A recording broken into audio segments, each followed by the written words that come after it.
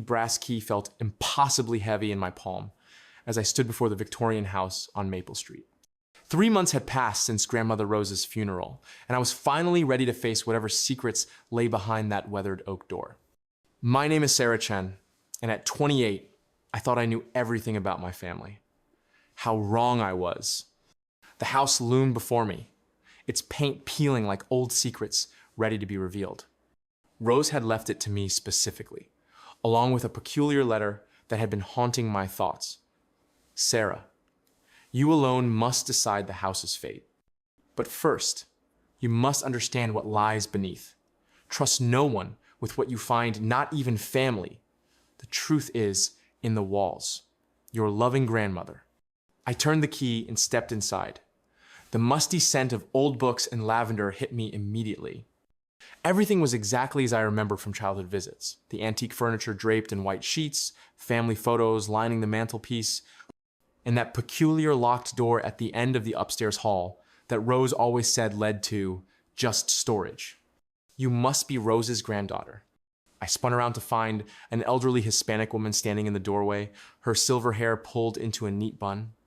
Her dark eyes held a mixture of curiosity and something else. Was it fear? I'm Elena Vasquez, your grandmother's neighbor for 40 years. She asked me to give you this when you came. Elena handed me a small, ornate silver key. She said you'd know what it opens. My heart raced. The mysterious upstairs door. Did she ever talk about her past before she came to Millbrook? I asked. Elena's face grew guarded. Your grandmother was a private woman. But Sarah, there are things about Rose that weren't what they seemed. Be careful what doors you open, some should stay closed. After Elena left, I climbed the creaking stairs, the silver key burning in my pocket. The locked door stood before me, painted white like all the others, but somehow different. My grandmother's warning echoed in my mind, but curiosity won. The key turned easily. Inside wasn't storage at all. It was an office. Rose's secret office. The walls were covered with newspaper clippings, photographs, and what looked like FBI documents. My hands trembled as I picked up a yellowed folder marked classified in red ink. Inside was a photograph of a young woman who looked exactly like me, but dressed in 1,962nd clothing. Below it, a name that made my blood run cold. Isabella Marquez, age 26, Federal Witness Protection Program. My grandmother hadn't been Rose Chen at all. I spent the entire night poring over the documents, my world shifting with each revelation. Isabella Marquez, my real grandmother, had testified against a powerful crime family in New York in 1967. The Chen identity was her cover, created by federal marshals to keep her safe. But the most shocking discovery was a birth certificate hidden beneath everything else. My father, whom I'd always known as Michael Chen, was actually Miguel Marquez.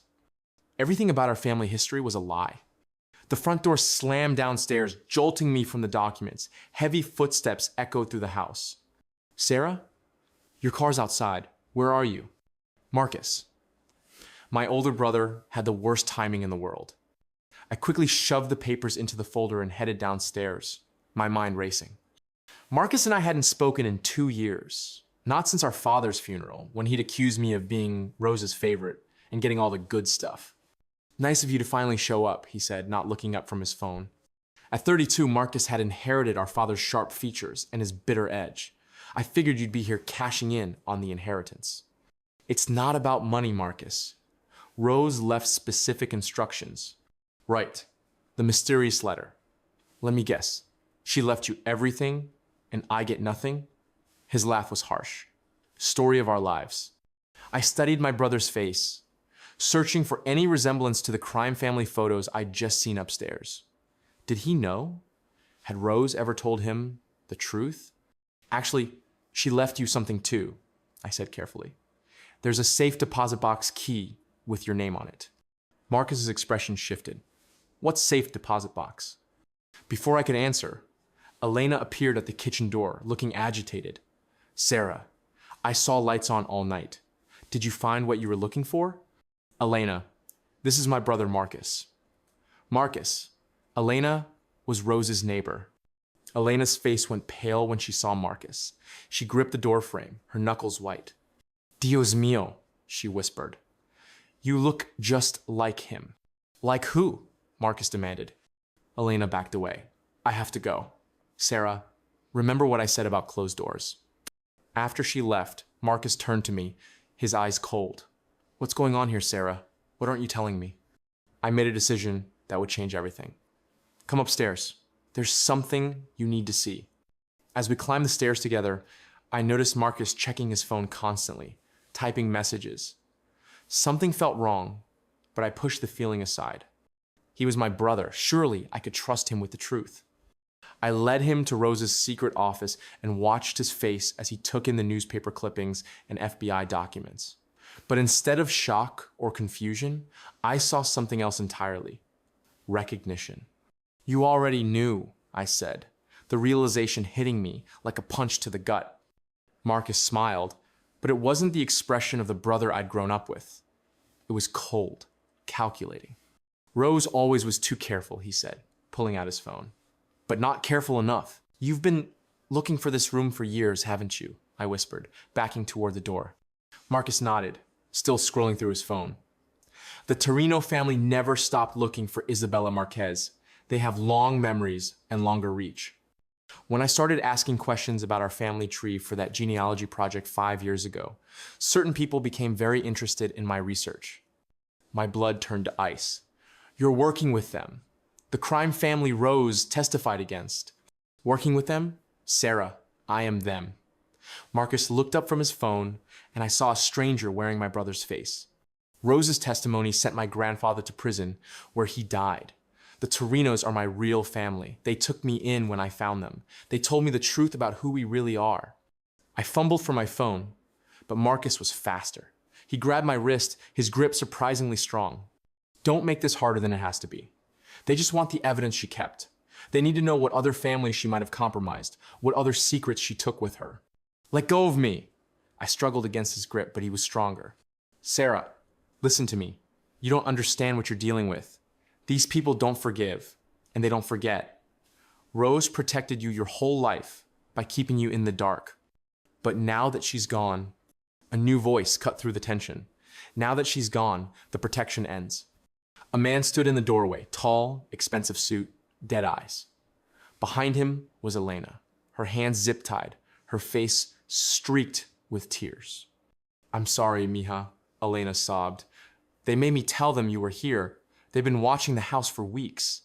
The man smiled without warmth. Miss Marquez, or should I say, Miss Chen, I'm Vincent Torino. Your grandmother cost my family a great deal. Time to settle the debt. But as he stepped into the room, Elena caught my eye and mouthed a single word: basement.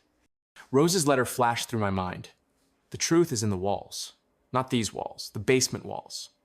I had to get down there, had to find whatever Rose had really hidden. But first, I had to get away from Vincent Torino and the brother who'd betrayed everything we'd ever been to each other. You want Rose's evidence? I said, thinking quickly. It's not up here. She was smarter than that.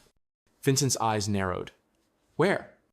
I glanced at Marcus, hoping somewhere in that familiar face was the brother who'd taught me to ride a bike and protected me from bullies. But he was looking at Vincent with the respect of a soldier for his commanding officer. My family was gone. I was truly alone. I'll show you, I said, but Elena goes free. Vincent laughed. You're not in a position to negotiate, little girl. That's when the lights went out. The tunnel was older than the house, probably built during Prohibition. It was narrow and dark, but I could feel air moving. It had to lead somewhere. Behind me, I heard David's voice. The wall's been opened. She found something. I crawled through what felt like miles of musty earth until I emerged in the basement of the house next door, Elena's house. She was waiting for me with a first aid kit and a phone. Agent Elena Vasquez, Federal Bureau of Investigation, she said, helping me to my feet. I've been undercover here since 1985, waiting for this day. 40 years? I gasped. Your grandmother saved hundreds of lives with her testimony, but the Torinos never stopped hunting her. We knew they'd eventually find our family. When we discovered Marcus had made contact with them 5 years ago, we started preparing. And David? Elena's face hardened.